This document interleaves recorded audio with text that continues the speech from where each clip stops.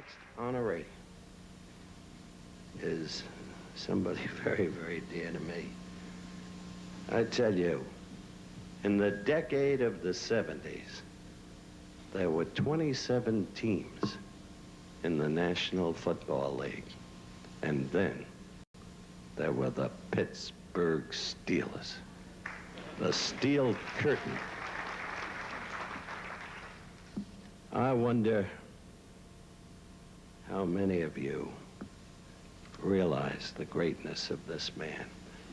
We live in a country where we make role models, surrogate parents in many cases, of athletic heroes. And very few of them deserve that kind of adulation. But this is an authentic American hero. One of the great stories that sport endlessly produces.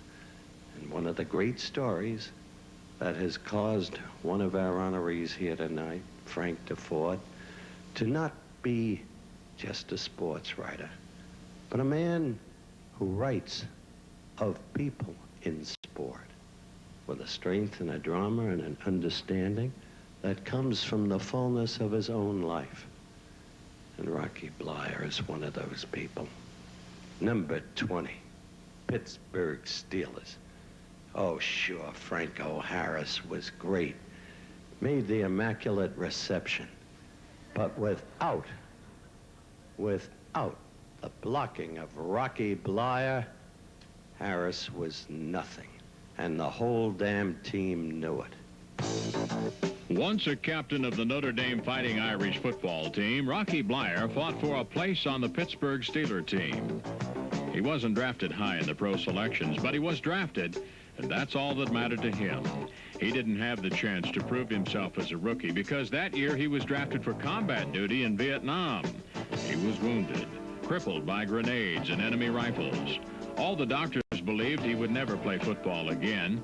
His test was to make good again the body the Army had listed as 40% disabled. He believed in himself and for 2 years put himself through training that even the fittest would have had difficulty in surviving. But he survived and he won. Over a period of 12 years, Rocky Bleier contributed to 4 Super Bowl victories. He manages his own enterprise today and continues to speak to others about his fight, inspiring them to greater achievements and effort and similar courage.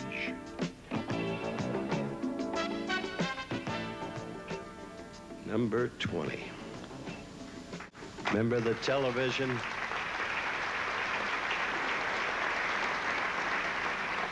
Remember Robert Urich playing Rocky Bleier in the television movie on Rocky's life?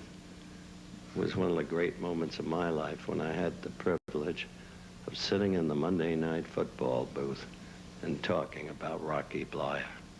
It was a signal opportunity to tell the truth, the whole truth and nothing but the truth about this remarkable man. Ladies and gentlemen, I give to you number 20. Rocky Bleier, winner of the Mildred Babe Didrikson Zaharias Courage Award.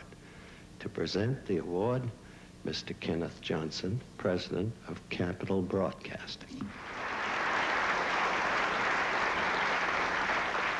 Well, thank you very much. And Howard, I suppose I would think that being a grizzly old veteran on 2 war fronts, and at the age of 41, I thought I'd never be embarrassed again, but tonight you seem to have done it one more time to me. And ladies and gentlemen, the Babe really was a beacon on the horizon. And she was a beacon for her sports, and she was a beacon for women to participate in those sports.